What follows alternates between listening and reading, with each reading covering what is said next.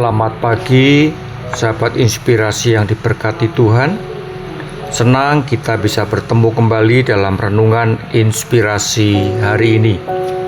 Nats yang saya ambil di kitab Yesaya 52 ayat 10 dan 12b. Demikian firman Tuhan.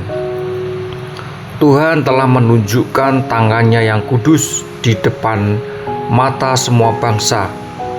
Maka segala ujung bumi melihat keselamatan yang dari Allah kita.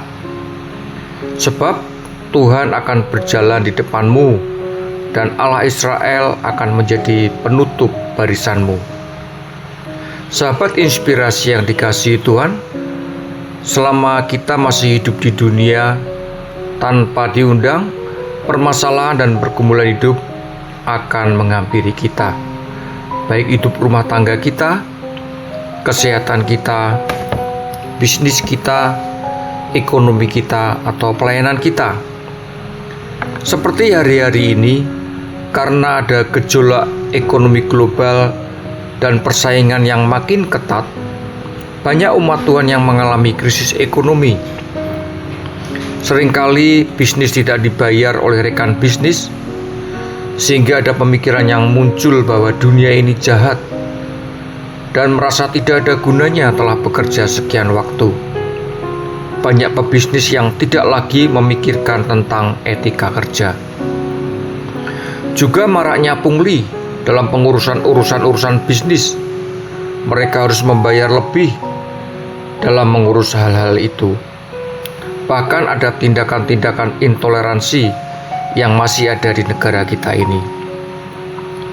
Demikian juga bangsa Israel pun dalam kitab Yesaya dijelaskan bahwa mereka juga mengalami hal serupa. Mereka dijual dan tidak mendapat bayaran dan diperlakukan menjadi budak di tanah Mesir oleh bangsa Asyur.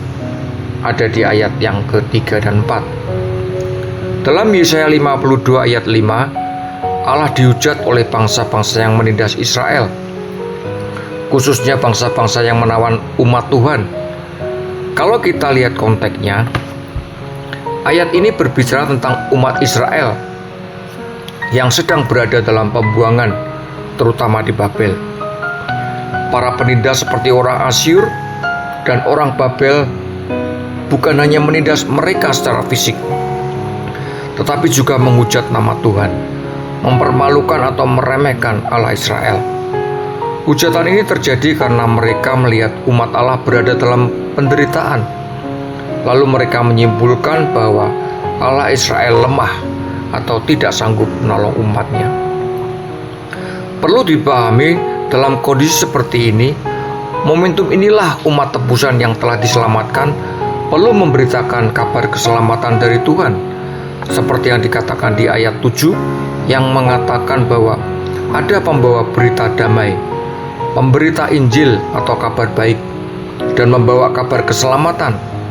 Kabar ini sangat menggembirakan jika kita mau memberitakan kepada mereka yang masih dalam pergumulan, bukan kita malah berdiam diri. Percayalah, pada waktunya Tuhan akan turun tangan menolong orang yang berdoa dan berseru kepada Tuhan. Nah, jika sudah ada pertolongan, lalu pertanyaannya, apa saja yang harus dikerjakan jika umatnya telah diselamatkan?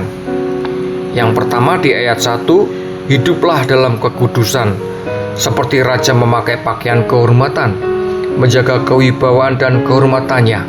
Demikian juga umat Tuhan menghormati dan menghargai karya penebusan Kristus di atas kayu salib yang telah menebus dan menolong umat manusia yang percaya kepadanya dengan cara hidup dalam kekudusan karena Dia kudus.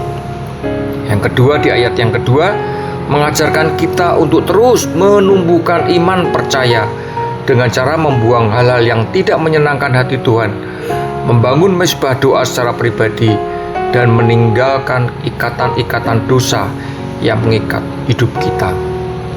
Yang ketiga, di ayat yang ke-12 mengajarkan kita untuk hidup dalam tuntunan Tuhan. Percayalah, orang yang hidupnya berseru dan berharap padanya akan mendapat perlindungan dan pertolongan dari Tuhan dimanapun kita berada. Jadi sahabat inspirasi yang dikasihi Tuhan, jika engkau hari ini masih ada dalam persoalan dan pergumulan, berserulah dan berdoalah padanya. Inilah saatnya Tuhan mau bekerja dan menolong saudara yang sudah percaya Tuhan maupun orang yang belum percaya pada Tuhan. Karena dikatakan di ayat 8 bahwa mereka yang belum percaya telah melihat perbuatan Tuhan yang ajaib dan mereka pun juga ikut bersukacita. Inilah visi Tuhan, mau menyelamatkan semua orang. Mari umat tebusan Tuhan, hiduplah dalam kekudusan karena Tuhan kudus, dan beritakan kabar keselamatan bagi semua orang. Karena ini adalah visinya Tuhan, agar di dunia ini ada happiness people on earth. God bless you all. Mari kita berdoa. Bapa yang penuh kasih, aku berterima kasih atas kasih karunia-Mu yang telah menebus dan menuntun kami dalam hidup di dunia ini.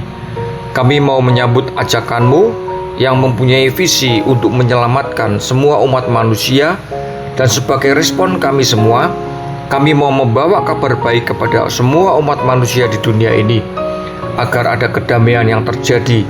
Kami percaya kedamaian hanya ada di dalam Yesus Kristus, dan happiness people on earth akan terjadi. Dalam nama Tuhan Yesus, aku berdoa dan bersyukur. Amin.